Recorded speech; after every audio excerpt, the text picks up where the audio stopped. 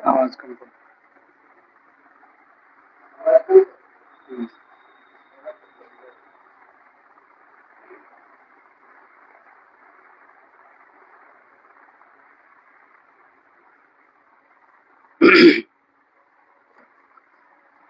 चलो सब लोग जुड़ जाओ, कॉपी निकालो। कल जो पढ़ाए थे उसके आगे आज क्लास होगा। पिछले क्लास में हम बता दिए थे तुमको क्या कहते हैं, ये मोलर कंडक्टिविटी का जितना भी न्यूमेरिकल था सब बता दिए हैं। कोल्ड्रॉस लॉ सब का भी न्यूमेरिकल हो गया है। अब आगे का टॉपिक है इलेक्ट्रोलिसिस।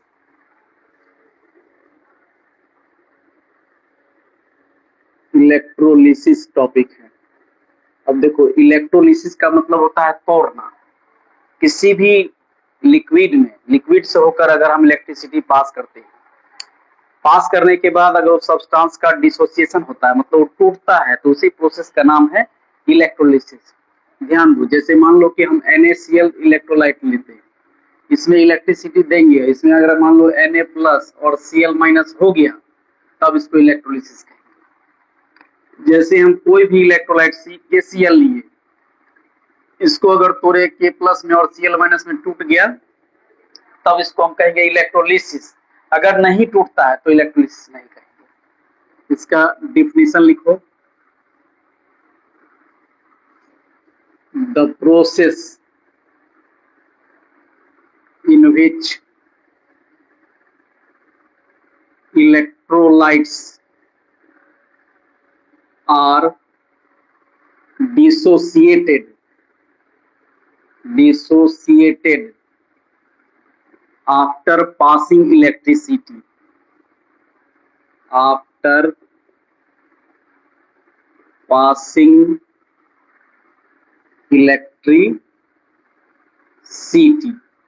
is called electrolysis.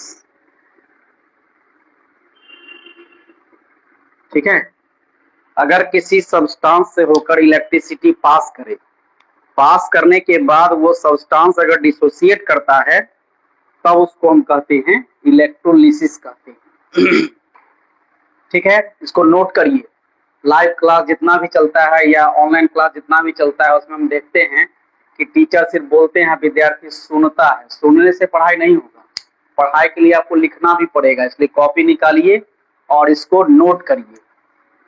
ठीक है। The process in which electrolytes are dissociated after passing electricity.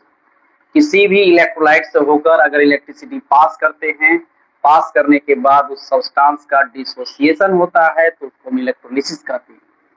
जैसे एग्जांपल में लिख लीजिए, NaCl है, इसमें इलेक्ट्रिसिटी देंगे, इलेक्ट्रिसिटी देने से बन जाएगा ये क्या, Na प्लस और Cl माइनस, ये इलेक्ट्रोलिसिस हो गया। अब इसका फिगर से समझिए। इसमें एक टैंक लेते हैं, टैंक में 2 रॉड डालते हैं। एक रॉड को कहते हैं प्लस से जोड़ करके एनोड, एक को माइनस से जोड़ के कैथोड कहते हैं। इसको कहेंगे कैथोड और इसको कह देंगे एनोड। ठीक है। अब इसके अंदर हम कोई इलेक्ट्रोलाइट डाल देंगे। यहाँ कोई इलेक्ट्रोलाइट है, इलेक्ट्रोलाइट में मान लीजिए कि NaCl ही है, तो इससे हमको Na प्लस और Cl माइनस बनेगा। अब ये Na प्लस जितना भी होगा सब कैथोड पर जमा होगा। यहाँ पर आके Na प्लस डिपोजिट हो जाएगा और यहाँ पर आकर के सारा Cl माइनस जो है वो डिपोजिट हो जाएगा। मतलब क्या कि अगर इलेक्ट्रोड के द्वारा, है ना, इलेक्ट्रोलाइट का डिसोसिएशन होता है, तो इलेक्ट्रोलाइट वैसे नहीं रहेगा। जब तक आप इसमें रॉड डाले हुए हैं और इलेक्ट्रिसिटी नहीं पास किए हैं, तो इसमें पूरे में Na प्लस और Cl माइनस माने फैला हुआ है। लेकिन जैसे ही इलेक्ट्रिसिटी हम इसमें डालते हैं, इलेक्ट्रिसिटी डालने से Na प्लस अलग हो जाता है और Cl माइनस अलग हो जाता है। अब Na+ जाएगा कहाँ? तो ये जो इलेक्ट्रोलाइट चारों तरफ घूम रहा था अब घूमना बंद कर देगा और ये सारा Na+ जाके इस पर डिपोजिट हो जाएगा और Cl- सारा का सारा इस पर आके डिपोजिट हो जाएगा। बच जाएगा आपको वही जो डिस्टिल्ड वाटर है वही बच जाएगा, इसके अलावा कुछ नहीं बचेगा। अब देखिए इसका सिग्निफिकेंस क्या है, सिग्निफिकेंस क्या है, इसकी विशेषता क्या है।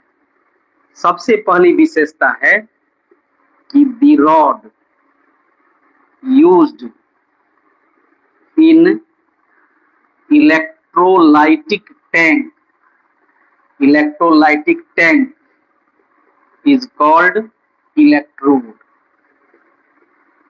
is called electrode।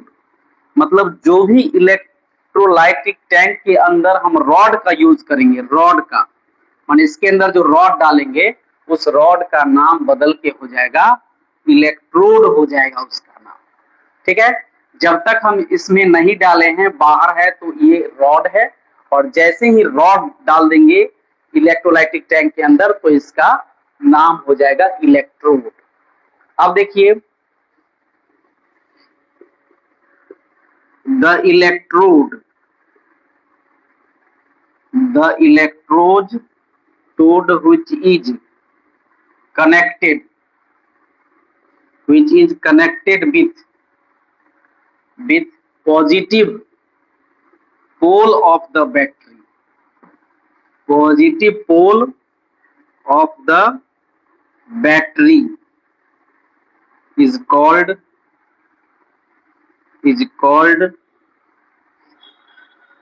anode containing positive charge. समझ लीजिए दोनों इलेक्ट्रोड में से जिस इलेक्ट्रोड को आपको मन है बैटरी के पॉजिटिव पोल से अगर जोड़ते हैं तो उस इलेक्ट्रोड का नाम हो जाता है एनोड। पहले इलेक्ट्रोड है आपके जोड़ने पर निर्भर करता है कि आपने उसको अगर बैटरी के पॉजिटिव पोल से जोड़ दिया तो उसका नाम हो जाएगा एनोड हो जाएगा। फिर प्रश्न आएगा कि एनोड अगर हो जाता है तो इस पर चार्ज कौन सा आएगा, तो इस पर आएगा पॉजिटिव चार्ज आएगा। ठीक है, सिमिलरली इसी तरह से लिख सकते हैं, अपने से लिखिए the electrode which is connected with negative pole of the battery, negative pole of the battery, negative pole of the battery is called cathode,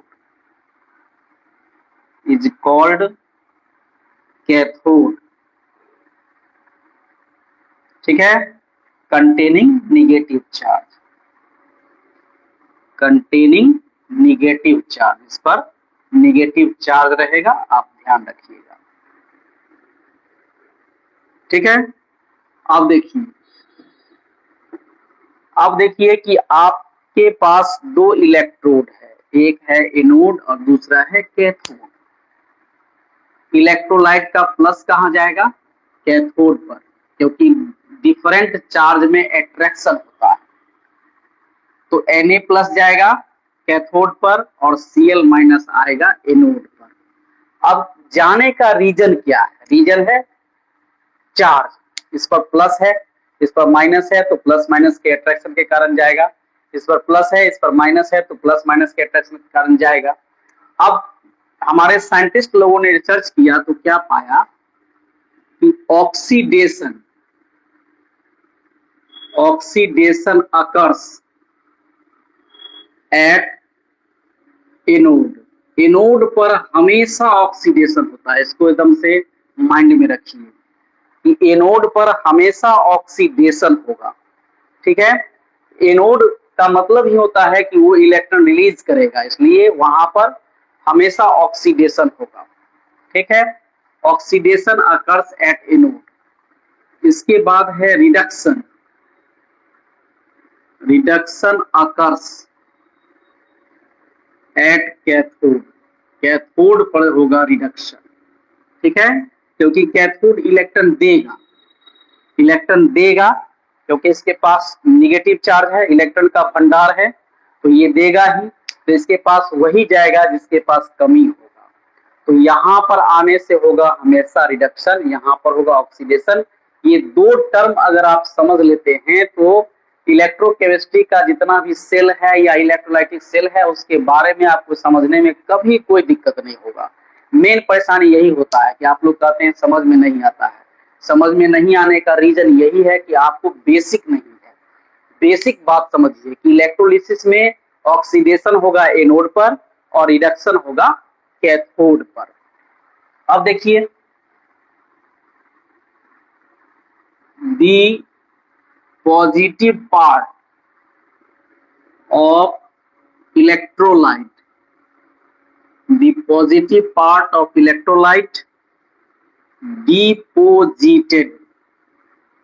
deposited at cathode.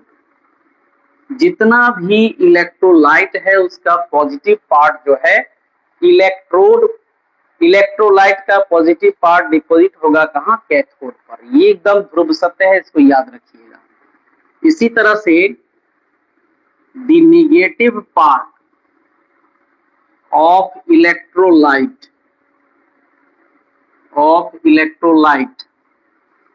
is deposited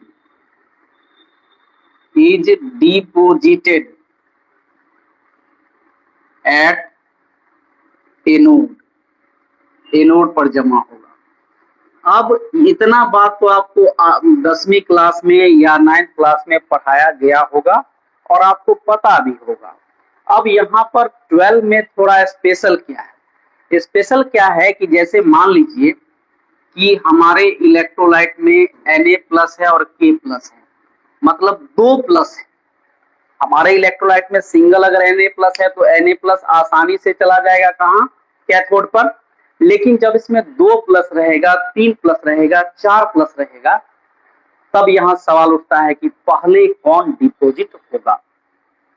suppose कीजिए, मान लीजिए कि आपको भूख लगा हुआ है, आपको भोजन करना है, चाहे जैसे भी हो। अब भोजन की उपलब्धता जो है हमारे पास नहीं है, हमारे पास भोजन उपलब्ध नहीं है, भोजन हमको करना है। अब मान लीजिए कहीं पर आप जा रहे हैं, वहां पर भोज का आयोजन हुआ है, भोज पर जो छूट जाता नहीं, उसको मान लीजिए कि फेंक दिया है गड्ढा में जाकर के। अब किसके खाने की संभावना सबसे ज्यादा होगा? मान लीजिए 2 आदमी है, एक ये है और एक ये है, किसके खाने की संभावना ज्यादा होगा?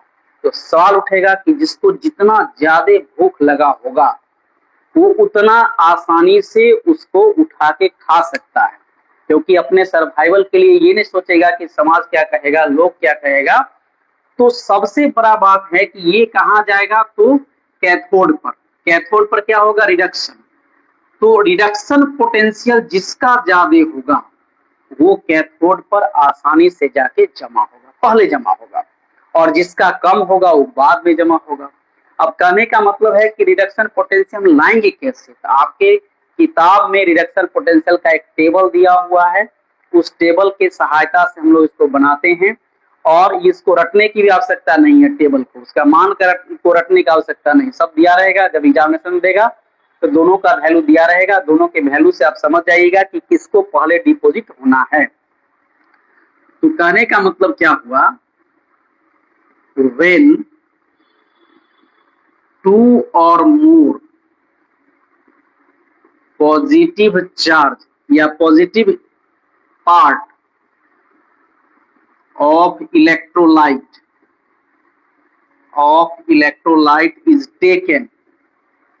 is taken in container, taken in container, firstly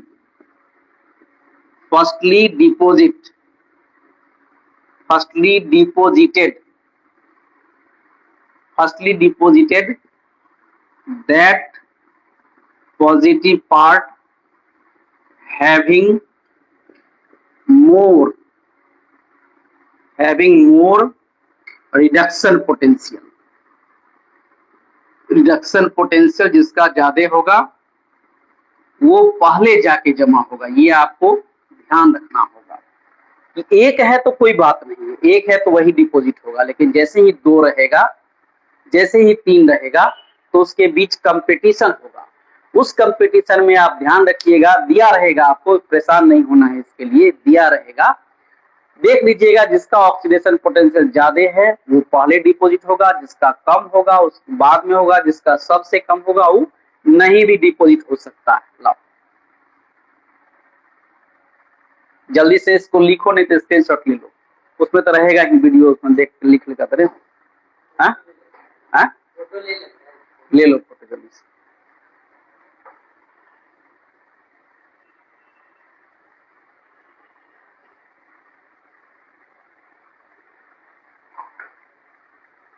पढ़ाई के साथ अगर मारपीट नहीं हो, टीचर मारे नहीं पीटे नहीं, तो बच्चा कोई नहीं समझ सकता है। जो बच्चा आपको कहता होगा कि हमको समझ में नहीं आता, उसके कान के जड़ में 4 झापट लगाइए, इसके बाद देखिए जो आप बताइएगा सब उसको समझ में आएगा। लेकिन यहाँ तो सिस्टम ऐसा हो गया है कि बच्चा ऑनलाइन पढ़ता है, ऑनलाइन में खोलता है जरूर मोबाइल पढ़ने के लिए, लेकिन इतना नोटिफिकेशन उसको आता है दूसरे चीज सबका, उसी में बिजी हो जाता है। और उसमें भी सब पढ़ाता नहीं है, वो पढ़ता है, मास्टर पढ़ता है। ऑनलाइन की क्लास में मास्टर पढ़ता है और विद्यार्थी सिर्फ सुनता है, वो कथावाचक हो गया, जबकि ये सब नहीं होता है। आप कॉपी निकालिए और लिखिए, नोट करिए, ठीक है। अब देखिए इसका नेक्स्ट पॉइंट, जैसे आप पॉजिटिव पार्ट के लिए देखा कि अगर 2 से अधिक पॉजिटिव पार्ट रहेगा तो उसमें कंपटीशन होगा, पहले वही जमा होगा जिसका रिडक्शन पोटेंशियल ज्यादा होगा। यही चीज अब निगेटिव पार्ट में होगा। When 2 or more negative part of electrolyte in container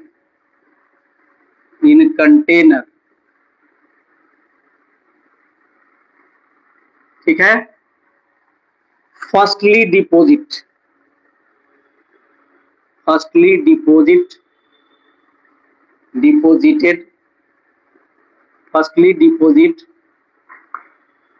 at anode,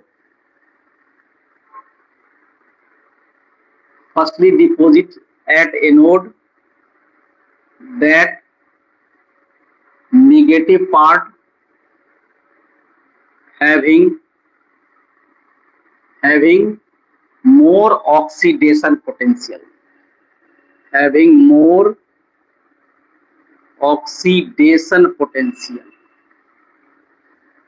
जिसका ऑक्सीडेशन पोटेंशियल ज्यादा होगा वो पहले डिपॉजिट होगा। तो ये हो गया आपका इलेक्ट्रोलिसिस। इलेक्ट्रोलिसिस क्या है, अगर पूछता है व्हाट इज इलेक्ट्रोलिसिस तो उसका डिफिनीशन, उसका फिगर और ये पूरा सिग्निफिकेंस लिख दीजिएगा, पूरा का पूरा नंबर आएगा। अब अगला टॉपिक है क्वांटिटेटिव एस्पेक्ट ऑफ इलेक्ट्रोलिसिस। अब इलेक्ट्रोलिसिस का क्वांटिटेटिव एस्पेक्ट क्या है ये हमें जानना है, और ये पढ़ने का काम किए थे कौन, तो फैराडे किए थे पढ़ने का काम इसका, ठीक है। क्वांटिटेटिव, अब इनका सोच हुआ कि अगर डिपॉजिट होता है तो कितना अमाउंट में होगा, कितना अमाउंट में डिपॉजिट होगा, ये कैलकुलेशन, ठीक है। इसी को कहते हैं क्वांटिटेटिव। क्वांटिटेटिव मतलब क्वांटिटी के रूप में कितना डिपॉजिट होगा इलेक्ट्रोड पर इलेक्ट्रोलाइट, ये पढ़ना जो है फैराडे का काम है, ठीक है। दिस कॉन्सेप्ट इज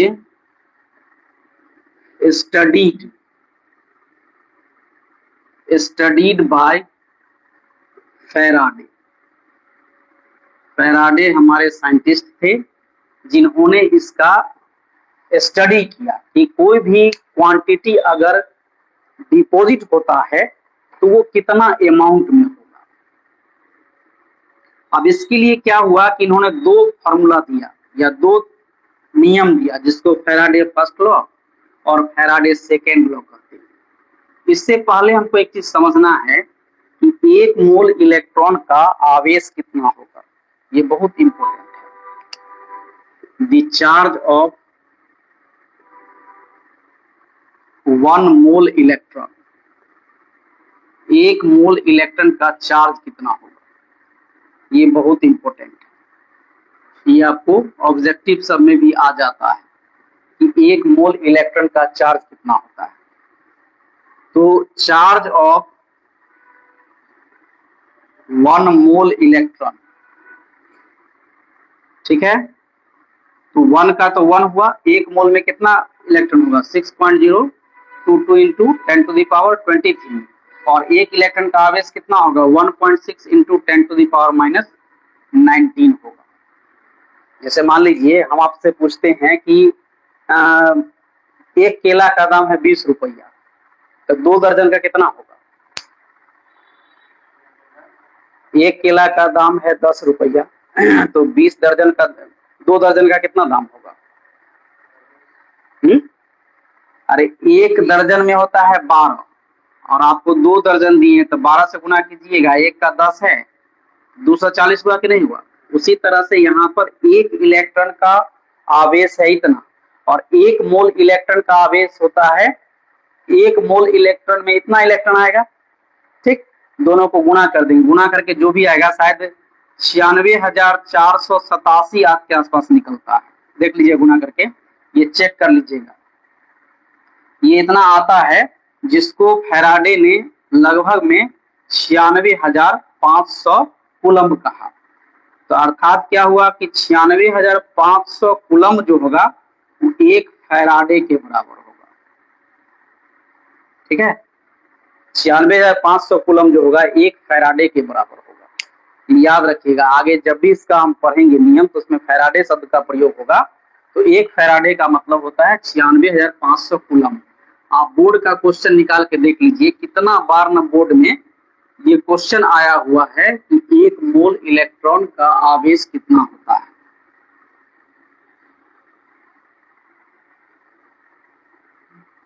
ठीक है, अब आइए Faraday first law.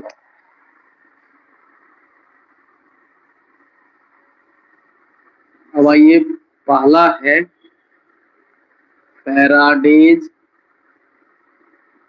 First law of electrolysis. Faraday first law of electrolysis, ये बहुत इंपॉर्टेंट क्वेश्चन है और बोर्ड के लिए तो बहुत इंपॉर्टेंट है। ठीक है, अब फैराडे का फर्स्ट लॉ क्या है? अब ये लॉ समझाने से पहले इन्होंने क्या किया कि लोगों को एक जगह इकट्ठा करके और आपस में वार्तालाप करने के दौरान ये समझने का प्रयास किया या लोगों से पूछा या एक्सपेरिमेंट किया कि मान लीजिए कि हमारे पास दो सब्सटेंस या दो इंस्ट्रूमेंट है, ए और बी है, इसको 120 वोल्ट के करंट से जोड़ते हैं, इसको 140 वोल्ट के करंट से इसको जोड़ते हैं। सवाल ये पूछा कि पहले चार्ज कौन होगा, पहले कौन चार्ज होगा? 120 वोल्ट के बैटरी से जुड़े हुए वो पहले चार्ज होगा या 140 वोल्ट के करंट से जुड़े हुए वो पहले चार्ज होगा? चार्ज वाला होगा। तो इसका कहना हुआ कि चार्ज अगर किसी सब्सटेंस के अंदर जाता है तो जितना ज्यादा आवेश हम देते उतना जल्दी वो चार्ज होता है। तो जब एक के बढ़ने से दूसरा बढ़े तो उसमें संबंध कैसा होता है? समानुपाती का। ठीक है, इसने क्या कहा, when the charge flows from an electrolyte, when the charge flows from an electrolyte, मतलब किसी इलेक्ट्रोलाइट से होकर चार्ज फ्लो करता है। when the charge flows from an electrolyte, the amount of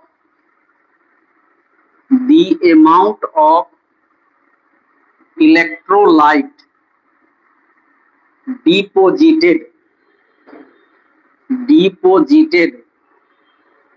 at electrode is directly proportional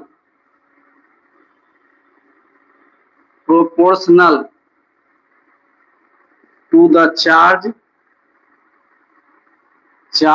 flows through it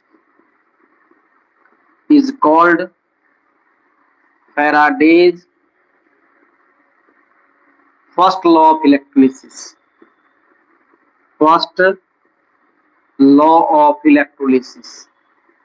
electrolysis. ठीक है, ये हो गया Faraday's first law of electrolysis. को देख लीजिए, लिख लीजिए, समझ लीजिए। अब इसका एक्सप्लेनेशन हम नेक्स्ट क्लास में करेंगे। आज के लिए इतना ही रखिए, जल्दी से नोट करो।